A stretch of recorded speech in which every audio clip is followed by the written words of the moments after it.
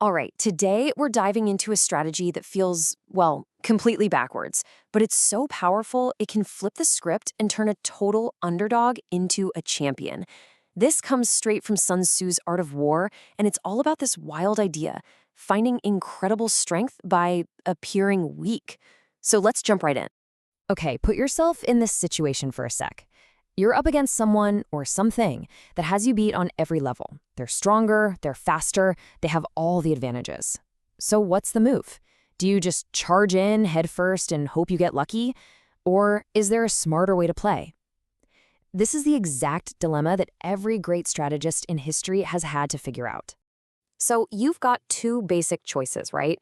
The first one is to just go brute force. Meet their strength with your strength. But let's be honest, that's a huge gamble. And for the underdog, it usually ends badly. Then there's the other path. This one isn't about power, it's about perception. It's about patience. It's a test of will. This is where you play the long game and completely change the rules of the fight. And that's exactly where the ancient master, Sun Tzu, comes in. I mean, this guy literally wrote the book on strategic deception.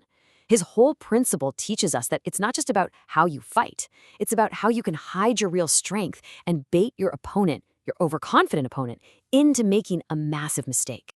Listen to this, it's just a masterclass in psychological warfare. Sun Tzu says, when able to attack, we must seem unable. Think about that. This is so much more than just hiding what you can do. You're literally building a fake reality for your opponent to live in. You let them think they're better than you. You feed their ego, make them feel all superior, and you just wait. You wait for that perfect moment when they finally let their guard down. Yeah, there's actually a Chinese term for this exact idea, 虚假引真. It basically means show the false to hide the true. And this isn't some cheap trick, you know? It's a really sophisticated strategy. It's all about getting inside your opponent's head, controlling what they see, and basically winning the battle in their mind before you even throw a punch. Okay, so to really see how this works in the real world, we've got to travel back in time. We're talking more than 2,000 years ago to ancient China. We're going to look at the story of this incredible general, Li Mu. And let me tell you, this guy was handed a totally impossible job. Protect his home state from these terrifying warriors, the Xiongnu, who seemed, well, completely unstoppable. And when I say the situation was dire, I mean it. The Xiongnu were absolute masters of these lightning-fast, hit-and-run attacks on horseback. Super fast, super fierce, and you never knew when they were coming. They'd just storm across the border, wreck villages, and then, poof, they were gone before the Zhao army could even get their boots on. For the state of Zhao, this was just this constant soul-crushing and, frankly, humiliating problem. So Li Mu shows up, and everyone expects him to just charge into battle, right? But he does the exact opposite, something nobody saw coming. First, he takes all the local tax money, and, on the sly, he builds this incredibly powerful elite fighting force. But then, he gives this absolutely insane order. You are not to fight. He tells his troops, if the enemy shows up, you will run. You will retreat into the forts. And if any of you dares to fight the Xiongnu, you will be executed. And for years, that was it. That was the entire strategy. Run and hide.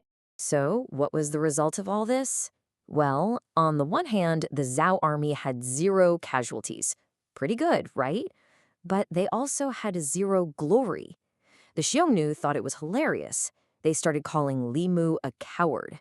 Even his own soldiers, who were dying for a fight, were getting restless and complaining. And the worst part? His own king started to buy into it all. He started to think, maybe my general really is a coward. Well, eventually, the king just snapped. His patience was gone, he fired Li Mu and brought in a new guy, a general who promised action, who promised to be aggressive, and boy, was he aggressive.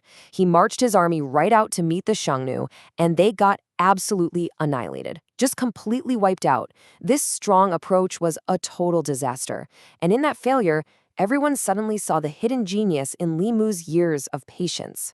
Yeah. After that crushing defeat, what could the king do? He had to swallow his pride and go crawling back to Li Mu, begging him to take command again. Li Mu said yes, but with one non-negotiable condition. You let me do it my way, and you do not interfere.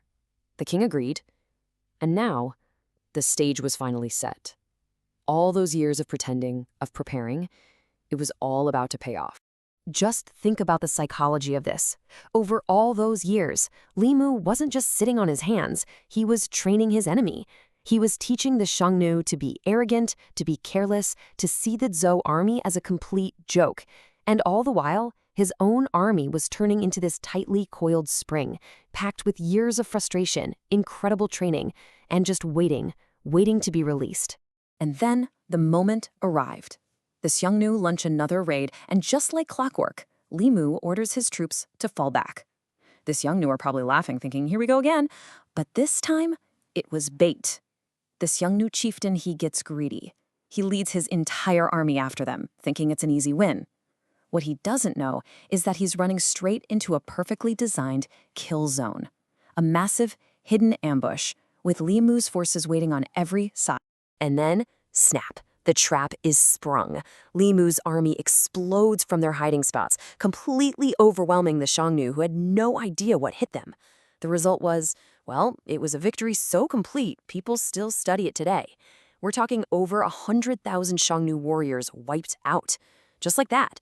The threat that had terrorized the border for years was gone for a decade.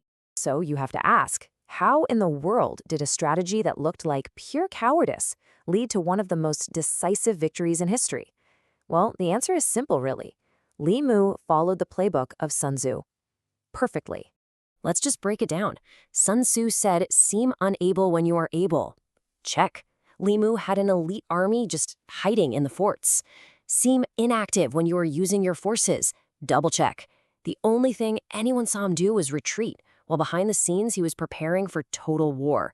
He created this perfect illusion, an illusion the Xiongnu wanted to believe, and in the end, that belief is what destroyed them. And that's really the core lesson here, isn't it? True strength isn't always about showing off how powerful you are, about flexing your muscles. Sometimes the real power lies in the discipline and the patience to hide your best moves until the one moment they'll count the most. Li Mu didn't win this fight on the day of the battle. No way. He won it over all those years he spent patiently, strategically, appearing to lose. So I want to leave you with a question to chew on. Think about your own life, maybe at work, in a negotiation, or any kind of competition. Where could playing weak actually be your ultimate power move? It's a strategy that has literally shaped history, and it's something worth thinking about. Thanks so much for joining us for this explainer.